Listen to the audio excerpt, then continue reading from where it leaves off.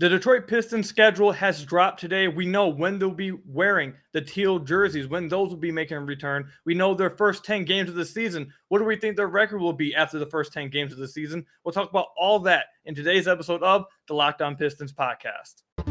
You are Locked On Pistons, your daily Detroit Pistons podcast. Part of the Locked On Podcast Network, your team every day.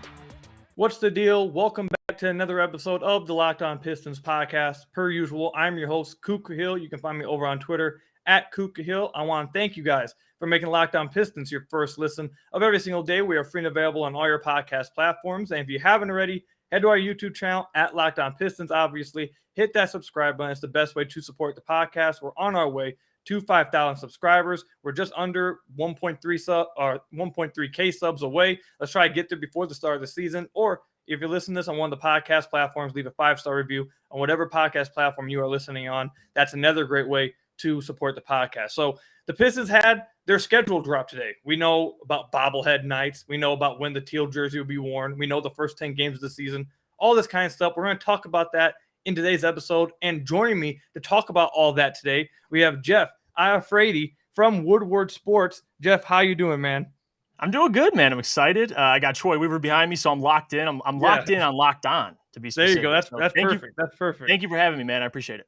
Absolutely, man. We had Adam on a few weeks ago, and when we had him on, I have a bunch of comments saying, you got to get Jeff on. You got to get Jeff on. So we finally got Jeff on. Let's hopefully have some fun here. Hopefully you guys all enjoy everything we're going to be talking about today. But let's go ahead and get right into it. So, Jeff, we're going to talk about a lot of things. We'll recap the offseason a little bit later on and get your thoughts on what the offseason looked like and, you know, the team going into the regular season, what you think the regular season will play out like, all that kind of stuff. Some specific players if you want, all that stuff. But first, obviously, the Pistons schedule has dropped. First thing we're going to talk about is obviously the teal jerseys. We have 8 home games with the teal jerseys. We have the Hawks on October 28th, the Warriors on October 30th, December 4th against the Grizzlies, December 18th versus the Nets, December 20th versus the Utah Jazz, February 3rd versus the Charlotte Hornets, February 4th, that's a back-to-back right there, against the Phoenix Suns, and then April 4th against the Miami Heat. So everyone, it sounds like a large majority of the fan base is really excited about the teal coming back. Those are 8 games right there. First, Jeff, are you excited about the teal coming back? Do you like the teal jerseys? And 2, will you be finding yourself at any one of these games to don the teal with them? I am excited. I mean, I got the teal shirt on. I am excited, man. And I get it. I talk to Terry Foster all the time about it. He's not excited, but I think it's different perspectives. Like for me, I look at it like it's a chance for this core to kind of change that narrative with the whole teal, because the guys like Terry, when you say the word teal, they cringe. But for me, in my lifetime, I was born on the back half of the teal era, so I don't really have an emotional connection to that era. So I'm excited. It looks good. I don't have a problem with it. And people need to chill out because it's like 10 games. Like you just read through the schedule. And to be honest, looking at those games too, it's kind of scary. I'm not going to lie to you. I heard you reading off the names. I'm like, damn, they got us wearing teal against all these guys, man. These are good teams. Yeah, exactly. But we got to wear some cool jerseys against these guys. We got to step our game up a little bit. Got to look good. You feel me? That's true. I'm very excited for the teal jerseys. Like you, I don't have any I don't know. I don't even know if I should call it an emotional attachment to jerseys. I just feel like jerseys should look cool. That's all I care about. I don't care if you lose 500 games on them. I don't care if you win 500 games on them. If they look cool, that's all I care about. And I've said this over and over before. I know a lot of older guys and girls have an issue with the teal jerseys because of the win-loss record and what came with it and all that kind of stuff. And my counter always is okay, well, if you feel that way about the teal, let's go ahead and get rid of the jerseys for the past 10 years because this is the worst era that I've had to sit through. So if we're going to do that, let's just get rid of these boring white jerseys that have been trashed for the past 10 years. But nonetheless, I'm happy that they're back. It's only around 10 games. Like I said, I named all the home games here. Those are 8 games right there. I'm going to hopefully find myself at one of these games. I don't know. I might be credentialed this season. We don't know yet. So hopefully I'm at a lot of games. But if not, I'm definitely going to try to find myself at one of these games with the teal jersey. I'll probably show up in the teal jersey. I think the best one, to be honest, Jeff, I think I'm going to find myself at that Warriors game. I'm a big Steph fan. Yeah. I love Steph Curry. I really like watching the Warriors. So I think I might find myself at the October 30th one. Is there any specific one you think you might find yourself at, or just any one you can find yourself in you're going to show up at? It's actually funny. I was going to say the Warriors. Well, for the reasons you gave as well, the Steph Curry, you got the whole gang. But another reason is to determine this team against a championship team. Like that's kind of what I look at it too. But if I got to give another one, I'll go Grizzlies. Like I think that'd be another good matchup. You get Ja Morant, Jaden Ivey, another young core that ahead of the process, farther in the process than the Pistons. But that'd be another one. It's got to be Warriors or Grizzlies for me. Absolutely, man. All right, so let's go ahead and talk about the first 10 games of the season now. I saw a lot of Pistons fans, and this has been a topic of discussion all off season, and we're actually going to get to talk about that a little bit later in the podcast. But first, let's talk about the first 10 games of the season. And I saw some fans were feeling pretty hype about it, thought they could have a good record of the first 10 games. I saw some other ones that like not looking good, and I saw just a little bit, very minority, somewhere in between that. So I'm going to read you guys the first 10 games of the season, and then we're going to find out what Jeff thinks the record will be after the first 10 games, and I'll give you guys what I think the record will be after the first 10 games. But let me read you guys who they'll be going against. So they open their season at home against the Orlando Magic, against Paolo Banchero. I think that's going to be a pretty cool game. Good way to open. You got 3 straight road games. First against the Knicks, the Pacers. That's a back-to-back. And then you got the Wizards on the October 25th. Then you're home for 3 straight games. The Hawks back-to-back on 26th of October against the Hawks, and then October 28th against the Hawks again. Then you got the Warriors at home again, October 30th. You got back-to-back against the Bucks, not back-to-back days, but 2 straight against the Bucks, October 30th, and then November 2nd, both of them in Milwaukee, and then the Cavs on November 4th. So, Jeff, looking at that schedule, considering home, away, back-to-backs, all that kind of thing, if you're looking at it right now, things will obviously change. It's very unlikely that anybody will really get it right there perfectly right now. But what's your opinion right now, how the top 10 or first 10 games will go? When I first looked at it, it was tough. Like, and I get it. Fans are optimistic. We're a little biased, but you have to look at it like this. And I always say this to Lions fans too. When we look at the schedule and we say, well, that's a win. Don't you think other teams are looking at the Pistons right now and being like, you know what? They're not that good. We could beat these guys. Like it's the same thing. So for me, I went through the first 10. I got them at 3-7. I mean, I'm going to be honest with you. I think best case scenario, 4-6. But again, you mentioned it, the back-to-back against Indy. I get Indy's not a good team, but like you said, it's a back-to-back. I think that Cleveland game as well, that 10th game, you're at home. Maybe you beat Cleveland, but Cleveland's good. So I would put them at 3-7. My 3 wins I have are against Orlando. I think they'll beat Orlando at home to open the season. I can see them beating Indiana or Washington. I think they'll lose at Madison Square Garden, to be honest with you. And then you have Atlanta. I think they split with Atlanta, but easily you could be swept, like both games. And then Golden State, Milwaukee. Those 3 to me are all losses. I would like it to be close, maybe a steal one. But again, I think there's just different levels to this. So I'll have them at 3-7. Best case scenario, 4-6. So I think something that you said there is something that fans of not just the Pistons, like you said, the Lions, any other team, should also think about is that, again, when you're sitting here saying, oh, that's it, when we can beat those guys, fans of that team is also looking at the schedule and saying, hey, we can beat those guys. So it's the same. It's like a toss-up. So you don't know who's going to win. So I'm not going to lie. I have them around 3-7 too. I think it could very well be 2-8. This is the problem here. So they're not being the Bucks either time. They're not being the Warriors. No. I don't know. They might split with the Hawks because they're at home both these games. But the Hawks are just like, if you're going who's the better team, it's the Hawks. But yeah, I could see them maybe splitting with the Hawks. The Cavs, I don't think they're beating the Cavs. And then the first 4 games, I'll admit, I think they'll all toss up. I think that's where they have to get their wins in. I think they could possibly beat the Magic. They could possibly beat the Knicks, even though I think they're probably going to lose to the Knicks. I think they can beat the Pacers. I think they can beat the Wizards. So if I had to predict, I think their 3 wins would come against Orlando, Indy, and Washington, and then they'd go on a 1, 2, 3, 4, 5, 6 game losing streak. Or I think they would drop another game to Orlando to open up the season and then only win against the Pacers Wizards. I could see that. But another thing that to think about here too is that usually when you look at schedules, you usually lose a game you're supposed to win and then win a game you're not supposed to win. So that you can take that into account too. Maybe they can go from 2-8 to 4-6, or 3-7 to 5-5, or heck, they could go from 3-7 to 1-9. Who knows?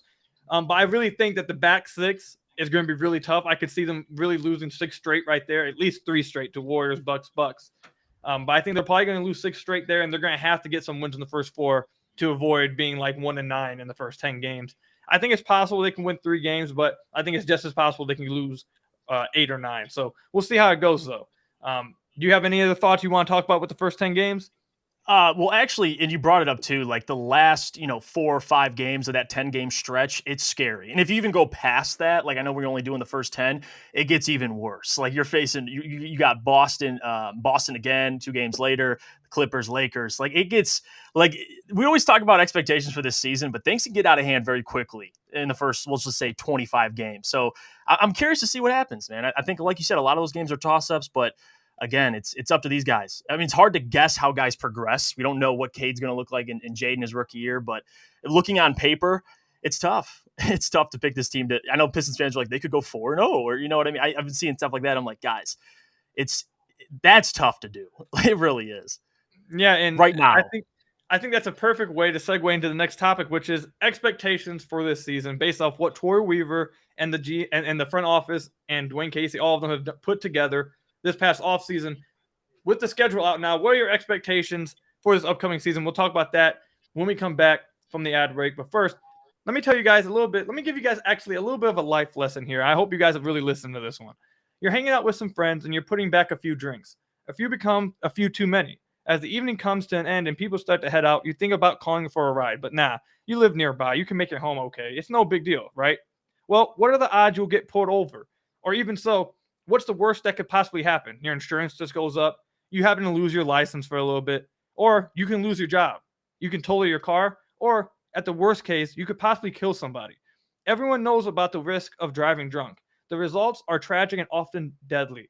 However, that still doesn't stop everyone from getting behind the wheel while under the influence. That's why police officers are out there right now looking for impaired drivers on our roads to save lives. So if you think you're okay to drive after a few drinks, think again. Play it safe and plan ahead to get a ride. It only takes one mistake to change your life or someone else's forever. And for real, guys, if you're having a few drinks, there's nothing wrong with having a few drinks and going out and having some fun. But please plan ahead and get yourself a ride. Or there's plenty of things you can do. You can get an Uber. You can get all kinds of things. Just don't get behind the wheel if you are under the influence. You can change your life or someone else's forever in an absolutely tragic way. So again, drive sober or get pulled over. So I want to thank you guys again for making Locked On Pistons your first listen of every single day. We are free and available on all your podcast platforms. If you haven't already, head to the YouTube channel at Locked On Pistons. Hit that subscribe button. It's the best way to support the podcast. Or if you're listening to this on one of the podcast platforms, leave a 5-star review on whatever platform that is. That's another great way to support the podcast. All right, Jeff. So we talked about the first 10 games of the season. It's looking a little rough. You kind of brought up the games after the first 10 games. Looking scary. Yeah. I think that's the best way to put it. It's looking scary. Yep.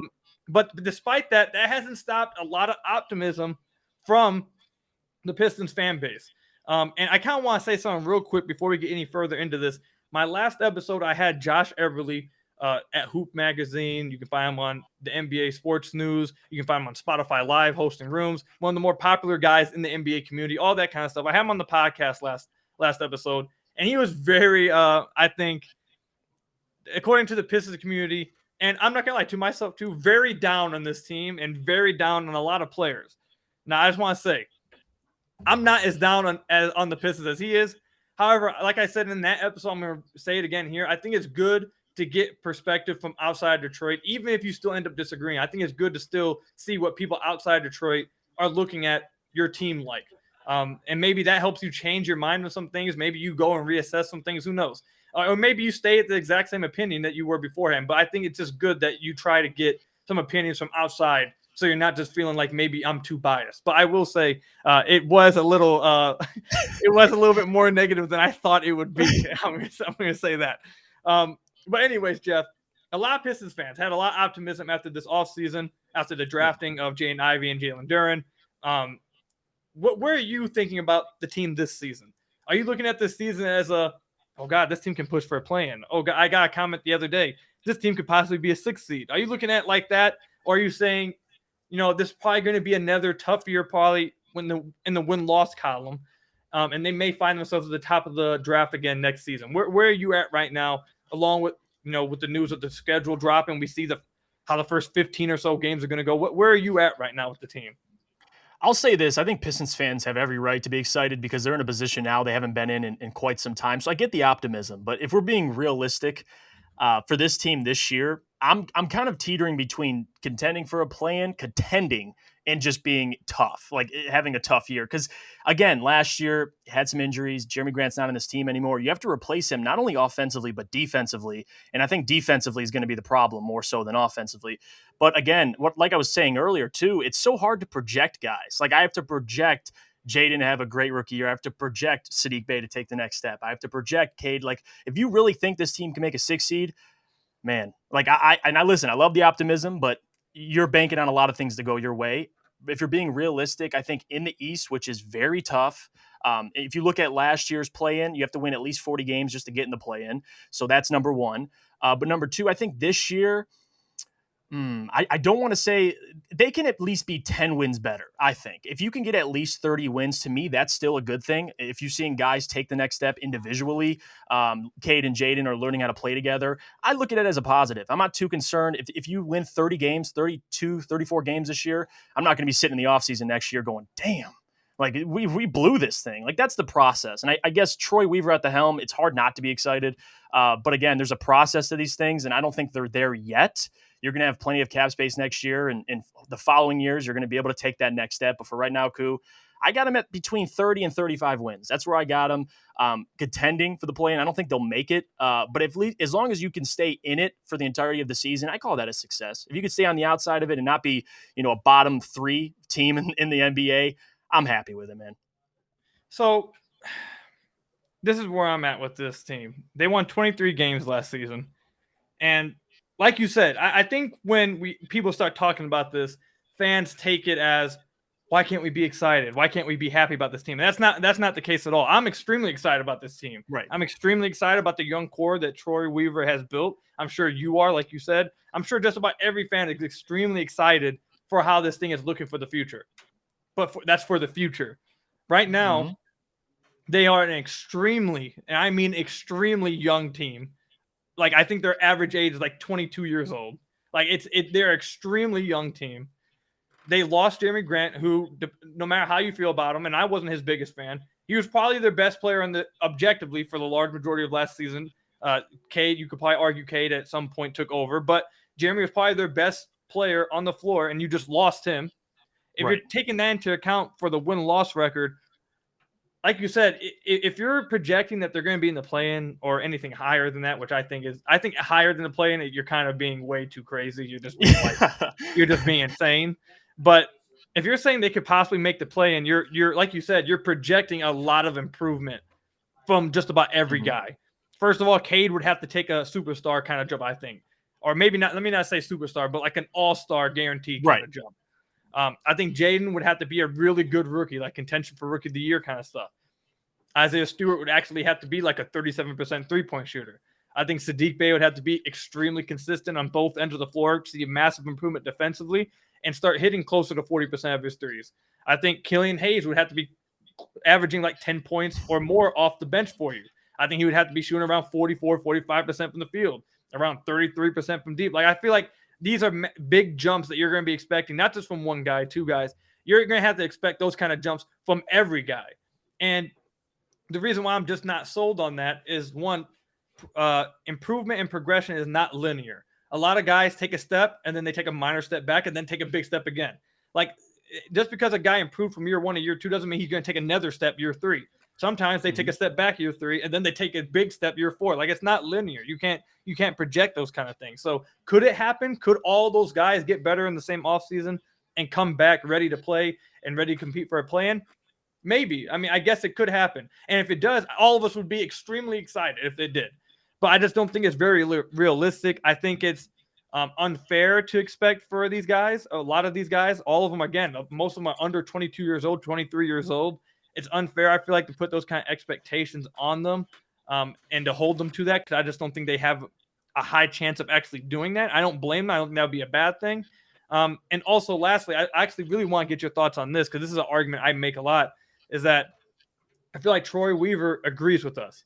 I feel like if he was pushing for a play-in or felt like this team was ready for a play-in or make another jump, you would have saw him going after DeAndre Ayton.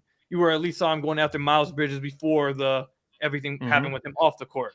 You would have seen him go after Jalen Brunson. You would have seen him use his money, the cap space they had, instead of using it in expiring contracts and Kemba Walker, who will get bought up, and Alec Burks and Nerlens Noel, who are basically expiring because they're on team options. Instead of him using cap space for that and kicking it down the road the next offseason, he would have spent it in free agency. He would have added veterans. He would have added guys that made the roster make more sense on the floor. Instead, he went the route very clearly of kicking the can down the road, going for next offseason, keeping flexibility, and not really bringing in any veterans that are going to take minutes away or stop these young guys from having another year to develop. So I think Troy Weaver actually said that with his moves this offseason. Do you agree with that, or do you push back a little bit against that? No, I agree with it. And I think another thing too is unlike past general managers for the Detroit Pistons, he understands the plan. Like there's not a rushing process. And I think too, what you just said, going out and getting Alec Burks and Nerlens Noel 2 expiring contracts to fill up that cap space, that tells me alone. Like you're eating cap to wait till next year. That tells me that. It's not saying, oh, Alec Burks, Nerlens Noel, we're going to take the next step this year. It's like, no, he understands. Like you said, you're kicking the can down the road, and rightfully so, because like you said, like I was making the point earlier, your backcourt, Jaden and Cade are both 20 and 21 years old. Like, what do you expect these two? If you want to lose games in the league, in the NBA, play young guards. And you're going to find that out this year. Like there's a gelling process for those guys. Cade averaged almost 4 turnovers last year. There's a lot of things they have to work on still. So if you're going to expect these two alone to propel you, or Saddiq Bey, whoever you project to propel them into the playoffs, that's a lot to ask, man. So I agree with you. I think Troy, I trust Troy. This man has done everything in his first 3 years to get my trust. That's why I'm not overreacting. If you wait another year, I can wait another year because I know it's going to be for the greater good. Like when you're ready, like Troy said, when we show up, we want to be here. We want to stay here. You don't want to just show up, spend all this money on guys and go and make a play-in or make a playoff, be an 8 seed. Like, no, when you get here, you want to be there. You want to stay there. So I like what Troy's doing, man. I got no problem with it at all. I think what you just said was an amazing point. I actually forgot Troy said that, but I think it absolutely is perfect for this situation, is that you don't want to just show up. You want to show up and stay. You want to show up and make noise and be there for a minute.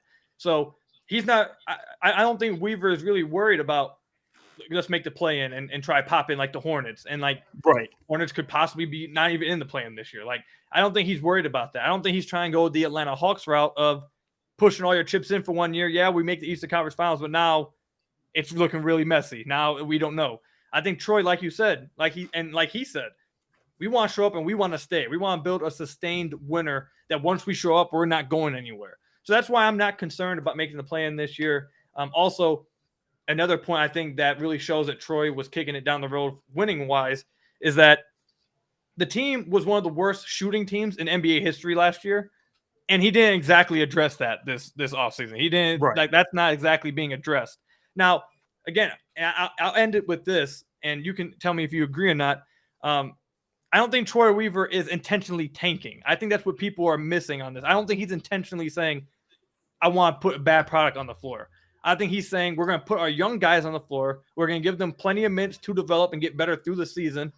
And if that results in wins that get us to a play-in, cool. It probably is not, and I don't expect it to. So we're going to let it play out. We'll get another top pick in a stacked draft next year. But in the wild case that by us giving these young guys this many minutes, all of a sudden Cade takes this all-star leap.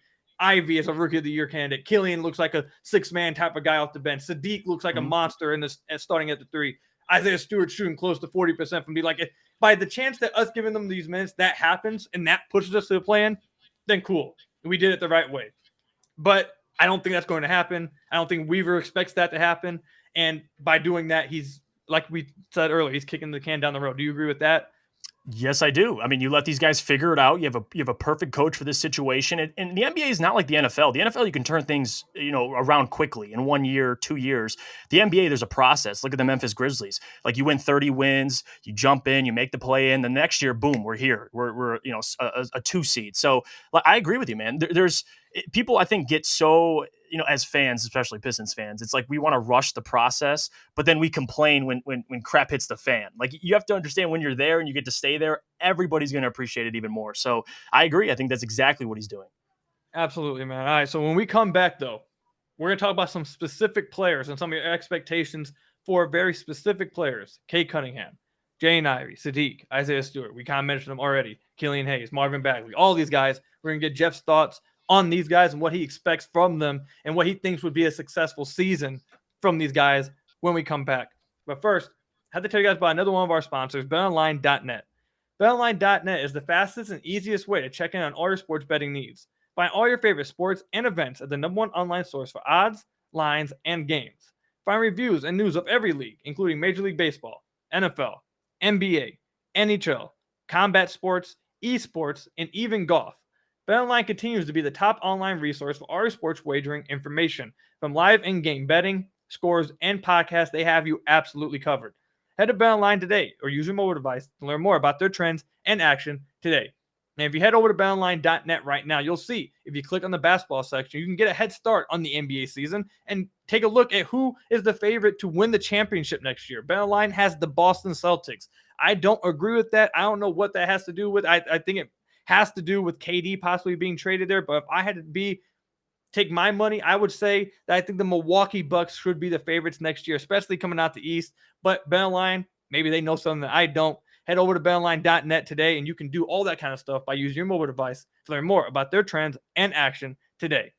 BetOnline, where their game starts. So I want to thank you guys again for making Locked On Pistons your first listen of every single day. We are free and available on all your podcast platforms. And if you haven't already, head to the YouTube channel at Locked On Pistons. Hit that subscribe button, or if you're listening on one of the podcast platforms, leave a 5-star review on whatever platform that is. That's another great way to support the podcast. All right, Jeff. So let's start with Cade Cunningham. I think for a lot of fans that believe they could push for a play-in, I think it has to start with Cade, 100%. A lot of the other guys will have to improve it too, but in order for them to actually be able to take that chance and take that leap to a play-in, Cade has to go from what most people would probably say in Detroit should have been rookie of the year kind of guy, to a legitimate great NBA player. I think he would not just good for a rookie. I think he would have to be legitimately a great NBA player in the league. He'd have to be close to an all-star, if not a all-star in the league, guaranteed one, if they wanted to make the play-in. Despite all of that, I don't know if you want to take that route, but just what's your overall expectations of Cade in his second season in the NBA leading this franchise? I do want to address what you just said, too, about Cade and how much would be on his shoulders if they were to make the play. And I agree. And it starts with look at other teams. Look at LaMelo Ball with the Hornets and look at the steps he took. Look at Ja Morant with the Memphis Grizzlies. Like, a lot of it depends on your franchise players. So I agree with you there. My expectation for Cade this year, and it's funny because last year that was the biggest thing. Why isn't Cade getting to the free throw line, or why isn't refs giving him calls? The dude averaged 18 on like 2.6 free throw attempts. So number one, getting stronger in the offseason, I think he's going to get to the line a lot more. So I think minimum he's going to average 20. I got him at about 21, 22, 6 and 6. Anywhere if you want to argue, 7 and 7, whatever it is, I think he'll be better. I don't know if he'll make the All-Star team, considering I don't think the Pistons will be that good. But you never know if they make a play-in or a playoffs. Of course, he can have a chance to make it. But I think 22, 6 and 6 is where I got Cade right now, and I'll take it, man. I mean, baby steps. And like I said, Cade in the future may not be your leading scorer, but he's going to have the biggest impact on the game. So I got Cade at 22, 6 and 6, around there, anywhere you want to put it. And I'll take that, man, second year. And he'll be much more efficient. That's the number one thing I'm looking at, too. Yeah, I'm basically right around there. My expectation for Cade this year has been like 21, 6 and 6. I've been saying that routinely. That's why I expect him to be at. I think he's going to shoot. My main thing, like you mentioned at the end, is his efficiency. That's what I want to watch for. I want to see if he can get above 44% from the field. I think he can. I think he was hovering around there anyways at the end of the year over the last like 20 games of the season, 26 games. If you take away his first month, if you look at, honestly, just overall his month-by-month shooting splits, they get better and better and better. So I'm not too worried about that. I think he will. For example, like in March, he shot 48% from the field. I expect him to be somewhere around like 44% from the field. 3-point-wise, I think he needs to be closer to 35%. I think he'll be hovering around 34%, especially if a lot of them are coming on pull-ups. That's a tough shot. So if he can shoot like 34% on good volume from three on pull-up jumpers, all that kind of stuff, I think that'll be good. Like I said, I expect him to be around 21, 6 and 6, but more so, I think everyone should be focusing more so not just on the box score, but okay, is he drawing free throws like you mentioned? Because the drawing, actually, I have this right here. Where is it? I actually was cleaning out my game room today, and you guys remember this? You guys will remember this from the podcast. You see that? You see that, Jeff? Yeah. so it says You guys remember after one game, I wrote down on a piece of paper. It says petition. Give Cade some damn foul calls. I signed my name on this petition, and right here, right here, you guys can sign your name too. So it's official. We did that last year. Hopefully that comes through for us this year because he does need to draw from some free throws. In this past season, I don't think a lot of it was his fault, to be honest. I feel like a lot of times he was just getting fouled and he wasn't getting respect of the officials. But him definitely getting stronger, I think will make him absorb more contact and the fouls will look more obvious, hopefully. I want to see him draw free throws. What do you say? I said hopefully, like you said. Yeah, I mean, my God. I mean, hopefully after last season, it can't get much worse than that. So draw some free throws, shoot better from the field, shoot better from deep. And if that results in 21-6-6 or 19-7-7 or something like that, I'll.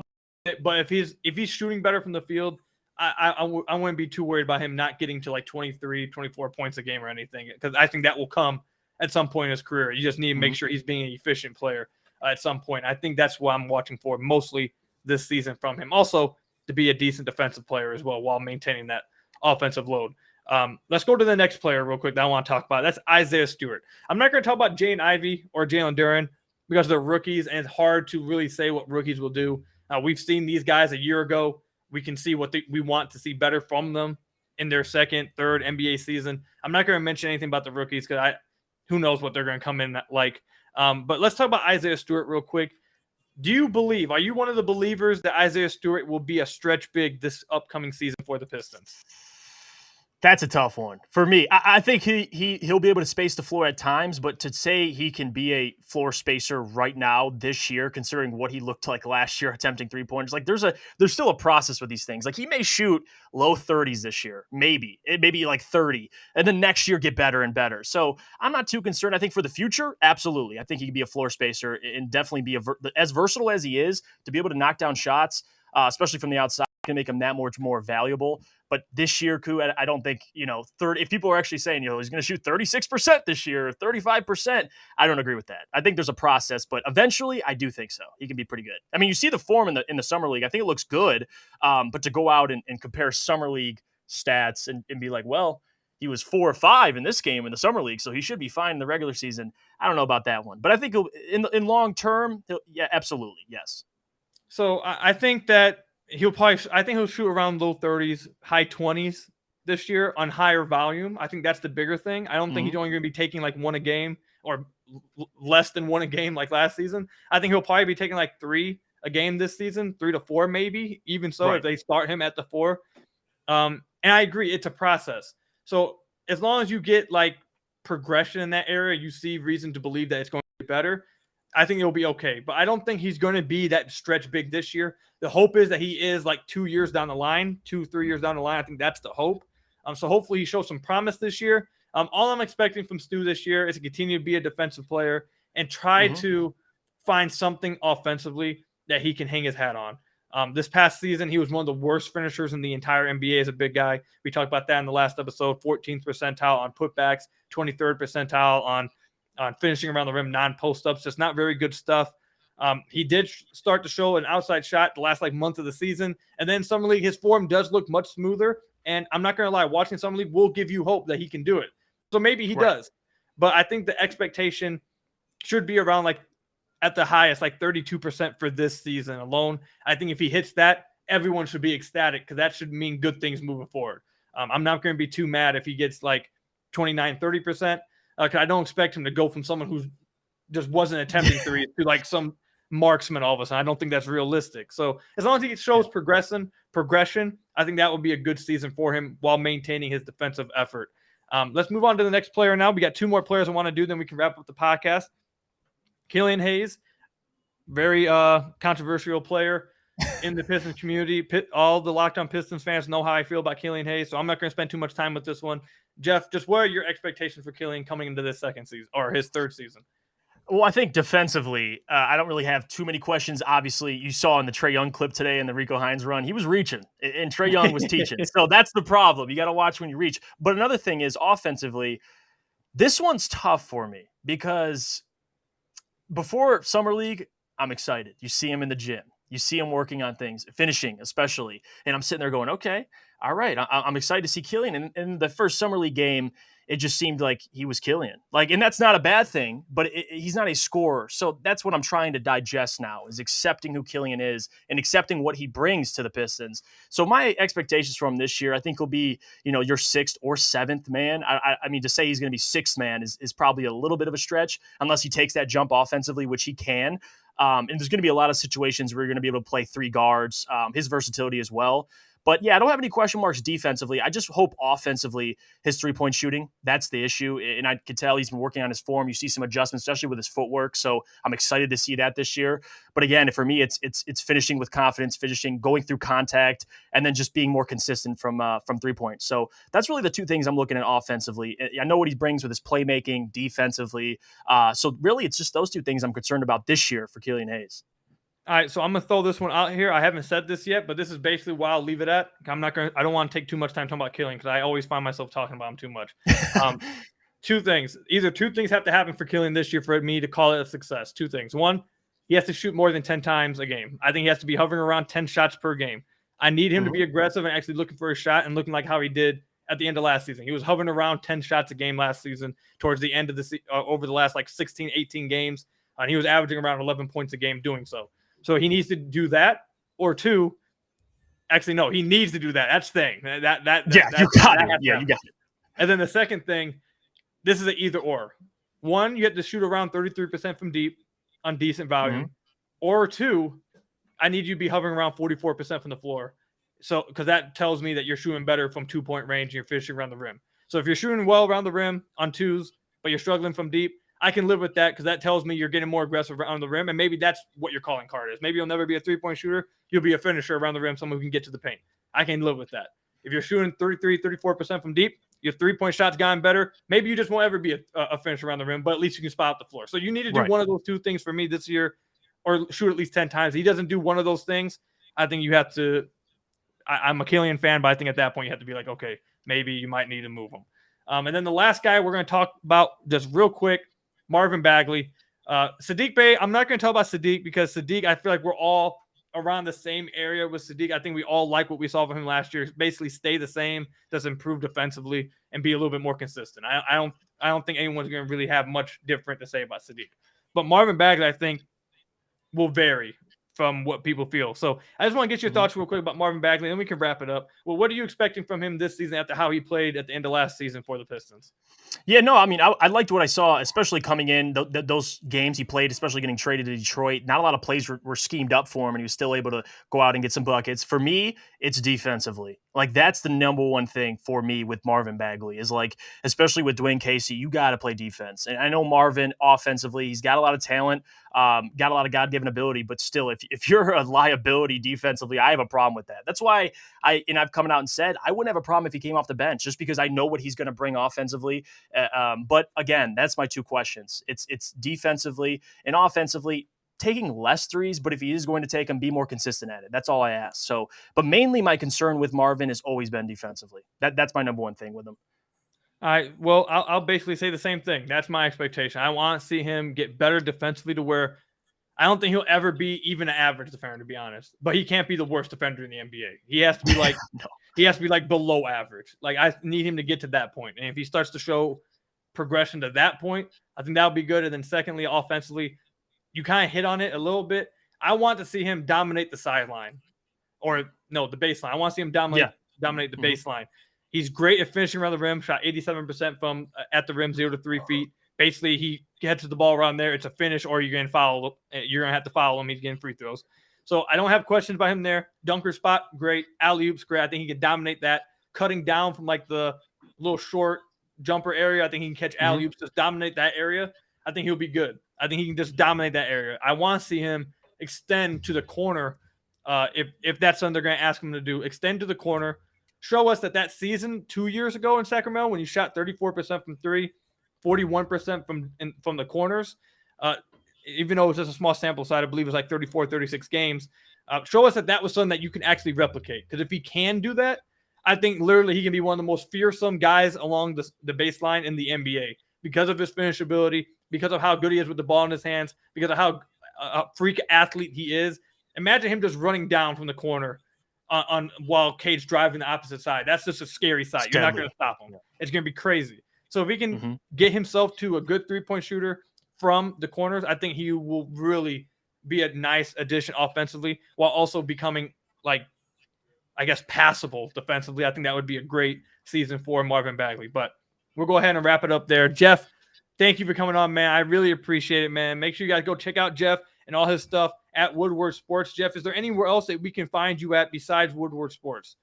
Yeah, go check out From Half Court, me and Sean on YouTube, social media, whatever, look it up. And then I got Jeff and Gentry in Woodward Pistons as well. So check out Woodward Pistons. But yeah, that's it, man. You hit it on it all. And thank you for having me, by the way. It was a blast. Absolutely, man. Thank you for coming on, man. We'll for sure have you back on at some point, probably during the season, to recap how our first 10 games prediction looks at that point. We'll have you back on. It's going to be some fun. But thank you again for coming on, man. Make sure you guys go check him out over on Twitter.